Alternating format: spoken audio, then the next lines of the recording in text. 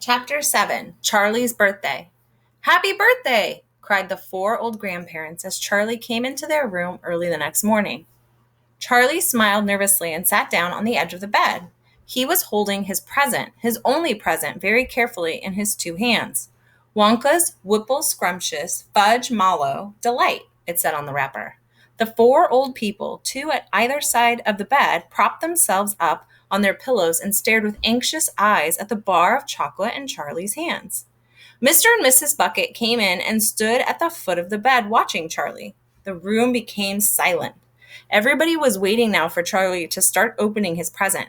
Charlie looked down at the bar of chocolate. He ran his fingers slowly back and forth along the length of it, stroking it lovingly, and the shiny paper wrapper made a little sharp crackly noises in the quiet room. Then Mrs. Bucket said gently, "You mustn't get too disappointed, my darling, if you don't find what you're looking for underneath that wrapper. You can't really expect to be as lucky as all that."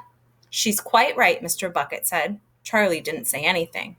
"After all," Grandma Josephine said, "in the whole wide world there are only 3 tickets left to be found." "The thing to remember," Grandma Georgina said, "is that whatever happens, you'll still have the bar of chocolate."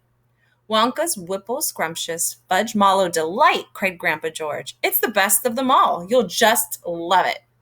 "Yes," Charlie whispered, "I know." "Just forget all about those golden tickets and enjoy the chocolate," Grandpa Joe said.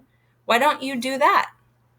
They all knew that it was ridiculous to expect this one poor little bar of chocolate to have a magic ticket inside it, and they were trying as gently and as kindly as they could to prepare Charlie for the disappointment. But there was also one other thing that the grown-ups also knew, and it was this, that however small the chance might be of striking lucky, the chance was there. The chance had to be there. This particular bar of chocolate had so much chance as any other of having a golden ticket.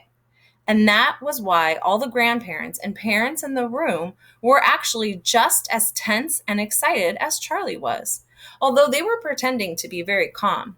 "You'd better go ahead and open it or you'll be late for school," Grandpa Joe said. "You might as well get it over with," Grandpa George said.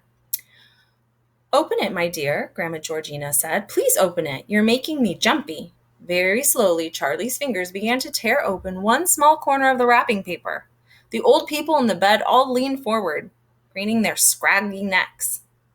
Then, suddenly, as though he couldn't bear the suspense any longer, Charlie tore the wrapper right down the middle. And onto his lap there fell a light brown, creamy-colored bar of chocolate. There was no sign of a golden ticket anywhere. "Well, that's that," said Grandpa Joe brightly. "It's just what we expected." Charlie looked up.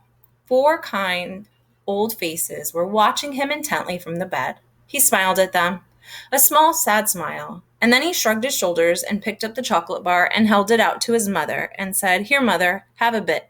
We'll share it. I want everyone to taste it." "Certainly not," his mother said, and the others all cried, "No, no, we wouldn't dream of it. It's all yours." "Please," begged Charlie, turning round and offering it to Grandpa Joe, but neither he nor anyone else would take even a tiny bit. "It's time to go to school, my darling," Mrs. Bucket said, putting an arm around Charlie's skinny shoulders. "Come on, or you'll be late."